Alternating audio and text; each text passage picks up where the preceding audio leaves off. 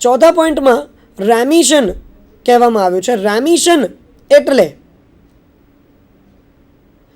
કોઈ ઓછી રકમનો સ્વીકાર, જેમ કે મારે કોઈને 5,000 રૂપિયાનું દેવું ચૂકવવાનું છે અને હું મારા સંબંધોની આડશમાં એમને એક રિક્વેસ્ટ કરું છું કે ભાઈ મારે 5,000 રૂપિયા આપવાના છે કે ઓછા આપવાના છે, અને લેણદાર મને જો એવું કહે કે સાહેબ તમારે તો 4500 રૂપિયા આપશો તો ચાલશે, તો 500 રૂપિયાનું સંબંધોના કારણે કદાચ મને જો ડિસ્કાઉન્ટ મળ્યું હોય તો હું એમ કહી શકું કે અમે બંને પક્ષકારો એ રેમિશન એટલે કે એક્સેપ્ટન્સ ઓફ લેસર અમાઉન્ટને કારણે એકબીજા પોતપોતાની કરાર પાલનની જવાબદારીઓમાંથી મુક્તિ મેળવીએ છીએ.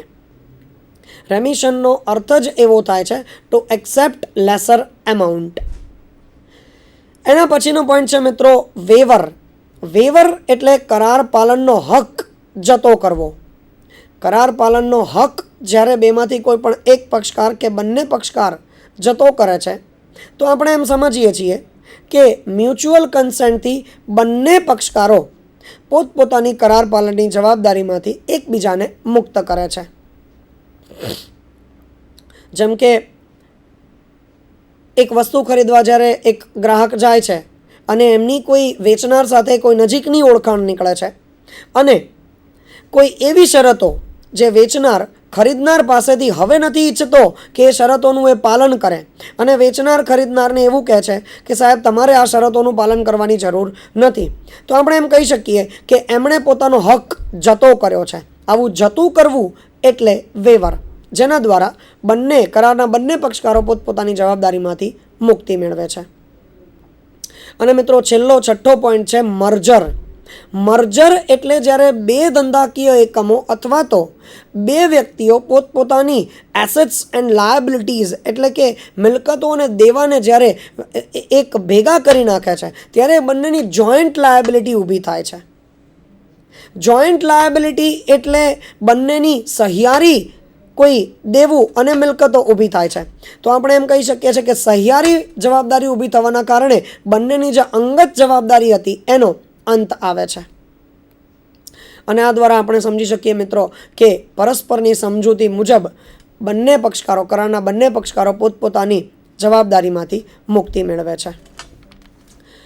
ત્રીજા પોઈન્ટની અંદર મિત્રો આપણે જોઈ શકીએ છીએ કે બાય ઇમ્પોસિબિલિટી ઓફ પરફોર્મન્સ એટલે કરાર પાલનની શક્યતાઓ એ પ્રકારની થઈ જાય છે કે હવે એનું પાલન કરવું એ અશક્ય છે. જેની અંદર મિત્રો મુખ્યત્વે 3 બાબતો આપણને ધ્યાનમાં લેવી જોઈએ. સૌથી પહેલું છે ઇમ્પોસિબિલિટી નોન ટુ ધ પાર્ટીઝ, એટલે કે જે એવી અશક્યતાઓ છે જે બંને પક્ષકારો કરાર કરતી વખતે જાણતા હોય છે. જેમ કે એ નામનો માણસ કોઈ જાદુગર પાસે જઈ અને જાદુગર અને એ નામનો માણસ બંને કોઈ એવા કરારમાં એન્ટર થાય કે જેમાં એ જાદુગરને એવો કોન્ટ્રાક્ટ આપવામાં આવે એ માણસ દ્વારા કે મારી જે મરી ગયેલી પત્ની છે એમને કોઈ જાદુ દ્વારા તમે જીવંત કરો. તો આપણે દેખીતી રીતે સમજી શકીએ છીએ કે બધા પક્ષકારો માટે આ ફક્ત એક અંધશ્રદ્ધાનો વિષય હોઈ શકે છે. બાકી રૂટીન પ્રેક્ટિકલ લાઈફમાં આવા કોઈ જાદુથી મરેલા માણસને જીવિત કરી શકાતો નથી. એટલે એ બાબતમાં આપણે એમ કહી શકીએ કે આવી શક્યતાઓ એ નોન ટુ ધ પાર્ટીઝ એટલે બંને પક્ષકારો એને જાણતા હોય છે.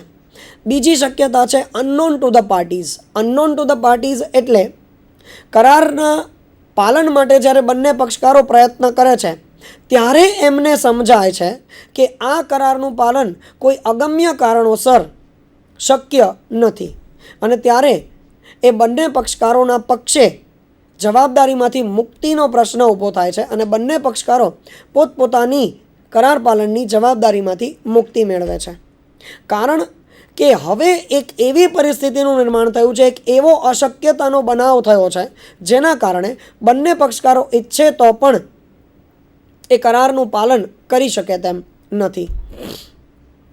અને ત્રીજા પોઈન્ટમાં મિત્રો આપણે જોઈ શકીએ છીએ સુપરવિનિંગ ઇમ્પોસિબિલિટી. સુપરવિનિંગ ઇમ્પોસિબિલિટી એટલે બંને પક્ષકારો જ્યારે કરારના પાલન માટે કરારમાં એન્ટર થાય છે, પ્રવેશે છે, એ પછી કોઈ એવી પરિસ્થિતિનું નિર્માણ થાય છે જેમાં બંને પક્ષકારો કરારનું પાલન કરવા માટે તૈયાર પણ છે બંને પક્ષકારો ઈચ્છા પણ ધરાવે છે, બંને પક્ષકારો એ કરાર પાલનમાં પોતાની જવાબદારી અદા કરવા માટે સમર્થ પણ છે, પરંતુ કોઈ એવી અશક્યતાઓના બનાવના પગલે, અશક્ય ઘટનાના પગલે એ બંને હવે કરારનું પાલન કરી શકતા નથી. તો સુપરવિનિંગ ઇમ્પોસિબિલિટીનો પ્રશ્ન ઊભો થાય છે મિત્રો, જેને આપણે ગુજરાતીમાં વિફળતા કે નિષ્ફળતાનો સિદ્ધાંત પણ કહીએ છીએ. અને આ સુપરવિનિંગ ઇમ્પોસિબિલિટી એટલે કે ડોક્ટ્રિન ઓફ ફ્રસ્ટ્રેશનની વિગતવાર ચર્ચા અહીંયા જરૂરી છે. શબ્દ પોતે જ પોતાની ઓળખાણ આપે છે મિત્રો કે ફ્રસ્ટ્રેશન એટલે હતાશા. આ 5 પોઈન્ટ જે તમારા ટીવી સ્ક્રીન પર અત્યારે દેખાય છે એની અંદર બંને પક્ષકારો માટે એવી પરિસ્થિતિનું નિર્માણ થાય છે કે જેમાં એ બંને પક્ષકારો એ કરારનું પાલન કરવા માટે ઈચ્છિત છે, સમર્થ છે, છતાં પણ એ કરારનું પાલન કરી શકતા નથી. એટલે આપણે એમ કહીએ છીએ કે બંને પક્ષકારો હતાશ છે. બધી પરિસ્થિતિ એ જ તરફ ઇશારો કરે છે કે હવે એ લોકો એમનું કરારનું પાલન કરી શકશે નહીં. જેમાં પહેલું છે destruction of subject matter. Subject matter એટલે વિષય વસ્તુ મિત્રો.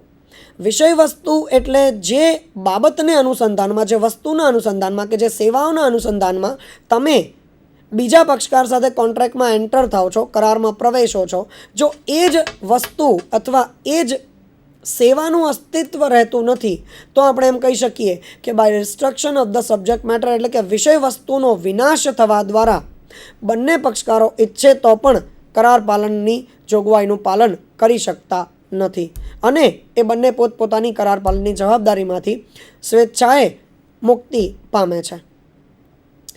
બીજું છે non existence of state of things. Non existence of state of things. State of things એટલે અમુક એવી બાબતો જેને આપણે કરાર કરતી વખતે ગર્ભિત છે એમ માની લઈએ છીએ.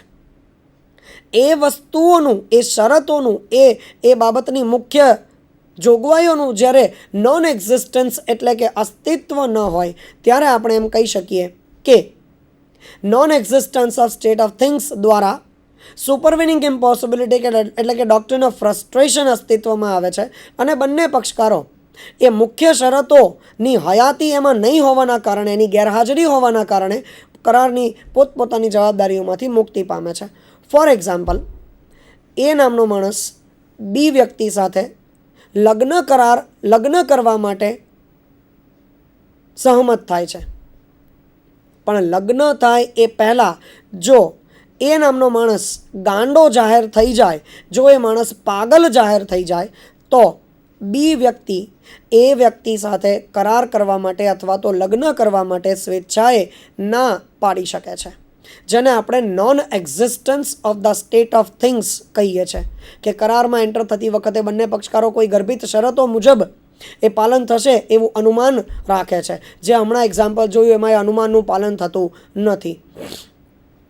ત્રીજા પોઈન્ટમાં મિત્રો ડેથ ઓર પર્સનલ ઇનકેપેસિટી એટલે કે કરારના બે પક્ષકારોમાંથી કોઈ પણ એક પક્ષકારનું કે બંને પક્ષકારોનું કે જેટલા પક્ષકારો હોય એમાંથી કોઈ પણ એક અથવા બધાનું જો મૃત્યુ થાય અથવા તો કોઈ એક પક્ષકાર કે બધા પક્ષકારો પર્સનલ ઇનકેપેસિટી એટલે કે અંગત રીતે અસમર્થ બને કરાર કરવા માટે કે કરારનું પાલન કરવા માટે તો આપણે એમ કહી શકીશું કે સુપરવિનિંગ ઇમ્પોસિબિલિટી એટલે કે અશક્યતાના બનાવોને પગલે બંને પક્ષકારો પોતપોતાની કરારની પાલનની જવાબદારીમાંથી મુક્તિ પામે છે.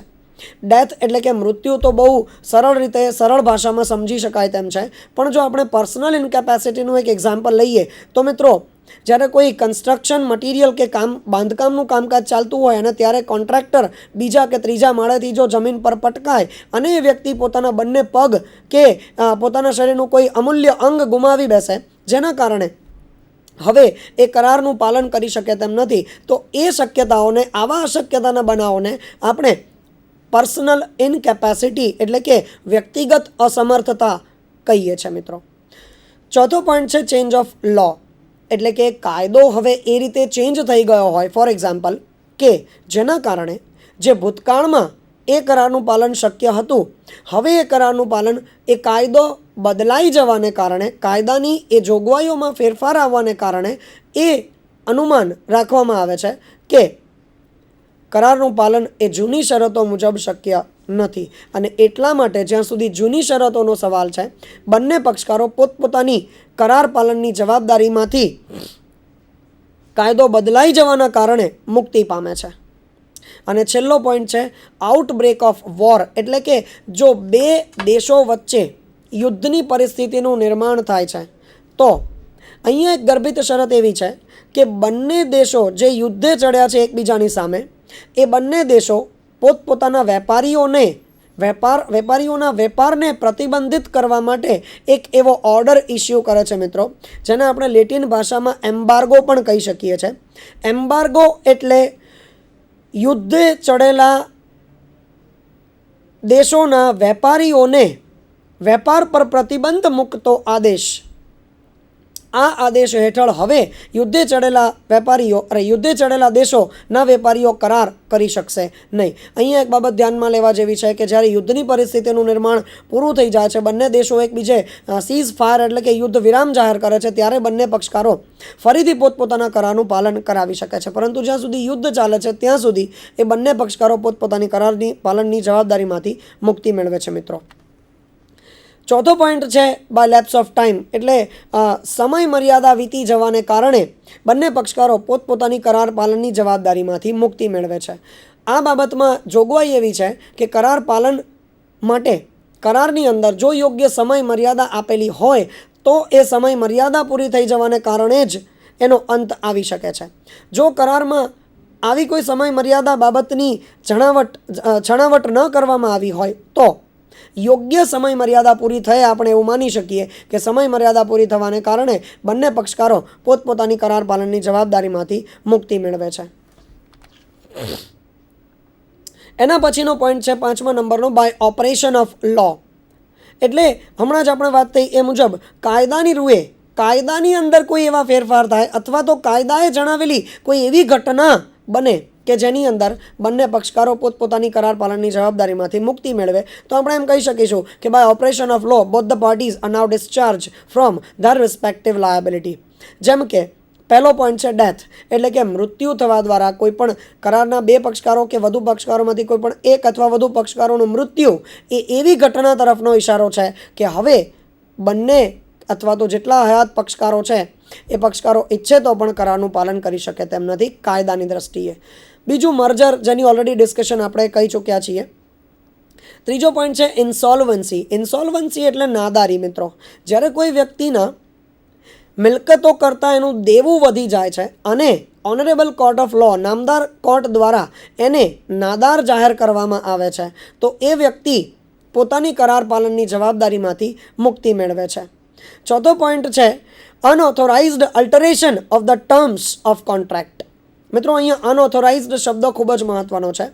અનઓથોરાઇઝડ એટલે બિન અધિકૃત. કરાર પાલન માટે અધિકૃત કરેલા વ્યક્તિઓ એકબીજાના સમર્થનથી, એકબીજાની સહમતિ મુજબ જો કોઈ પણ પ્રકારનો ફેરફાર કરશે તો એ માન્ય ગણાશે, પરંતુ એકબીજાની અસહમતિ અથવા તો એમણે સમર્થન હાંસલ કર્યું નથી એટલે કે બિન અધિકૃત રીતે કરારની કોઈ પણ શરતોમાં જો એ પાલન કરે છે તો બાય ઓપરેશન ઓફ લો બંને પક્ષકારો પોતપોતાની કરાર પાલનની જવાબદારીમાંથી મુક્તિ મેળવે છે, કારણ કે એ બિન અધિકૃત છે, જે કાયદો માનવા માટે તૈયાર નથી. અને છેલ્લા પોઈન્ટમાં આપણે સમજી શકીએ છીએ rights and liabilities vested in the same person. જ્યારે એક જ વ્યક્તિને આ બધી જવાબદારીઓ અદા કરવાનું કહેવામાં આવે છે કે તમે જ લેણદાર, તમે જ દેવાદાર, ત્યારે આવા સંજોગોમાં બાય ઓપરેશન ઓફ લો એ કરાર પાલનની જવાબદારીમાંથી આપણને મુક્તિ મળે છે મિત્રો. અને છેલ્લો પોઈન્ટ છે બાય બ્રીચ ઓફ કોન્ટ્રાક્ટ, જેમાં બે બ્રીચ ઓફ કોન્ટ્રાક્ટ છે, એકચ્યુઅલ બ્રીચ ઓફ કોન્ટ્રાક્ટ અને anticipatory breach of contract. Actual breach of contract મિત્રો એટલે કરારનો ભંગ. ખરેખર જ્યારે કરારનો ભંગ થાય એને આપણે એકચ્યુઅલ બ્રીચ ઓફ કોન્ટ્રાક્ટ કહીએ, અને ગુજરાતીમાં જેને કહી શકાય પૂર્વાપેક્ષિત કરાર ભંગ, એટલે કે કરાર પાલનનો સમય આવતા પહેલાં જો કરારના બેમાંથી કોઈ પણ એક પક્ષકાર પોતાની જાતને કરાર પાલન કરવા માટે અસમર્થ જાહેર કરે તો આપણે એમ કહી શકીશું કે એ પક્ષકારે પૂર્વાપેક્ષિત કરાર ભંગ કર્યો છે.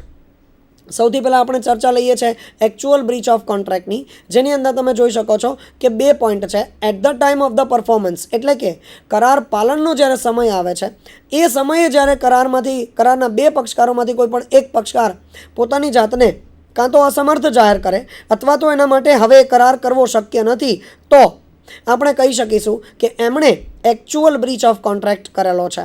અને બીજું છે મિત્રો ડ્યુરિંગ ધ પરફોર્મન્સ, એટલે કરારનું પાલન જ્યારે શરૂ થઈ ચૂક્યું હોય અને એ કરાર પાલન ચાલુ હોય એ સમય મર્યાદાની વચ્ચે જ્યારે એ કરાર માટે પાલન માટે એ પક્ષકાર પોતાની જાતને અસમર્થ જાહેર કરે છે તો એ કરાર પાલનને બ્રીચ ઓફ કોન્ટ્રાક્ટ કહી શકાય છે.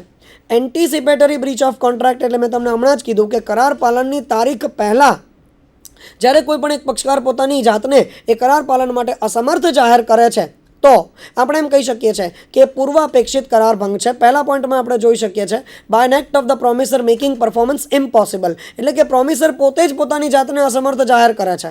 અને બીજું છે by renunciation of the obligation. Renunciation of the obligation એટલે કે એક્સપ્રેસ રેપ્યુડિએશન, એટલે કે એ શબ્દો દ્વારા કરારના બે પક્ષકારમાંથી કોઈ પણ એક પક્ષકાર વચન પાલન પહેલાં પોતાની જાતને અસમર્થ જાહેર કરે છે. મિત્રો એક કેસ છે હોસ્ટર વર્સિસ ડીલાટુર આ બાબતમાં, જેની અંદર સૌથી પહેલાં કરાર પાલન જે છે એ તારીખ પહેલાં બંનેમાંથી એક પક્ષકાર પોતાની જાતને અસમર્થ જાહેર કરે છે અને એ દ્વારા આપણે એમ કહી શકીએ કે પૂર્વાપેક્ષિત કરાર ભંગ થયો છે, જેના દ્વારા બંને પક્ષકારો પોતપોતાની જવાબદારીમાંથી મુક્તિ મેળવે છે. મિત્રો તો આ હતું પરફોર્મન્સ ઓફ કોન્ટ્રાક્ટ અને ડિસ્ચાર્જ ઓફ કોન્ટ્રાક્ટ બાબતની વિગતવાર જોગવાઈઓ. મિત્રો ખૂબ ખૂબ આભાર આપનો કે આપને મને શાંતિથી સાંભળ્યો. Thank you very much.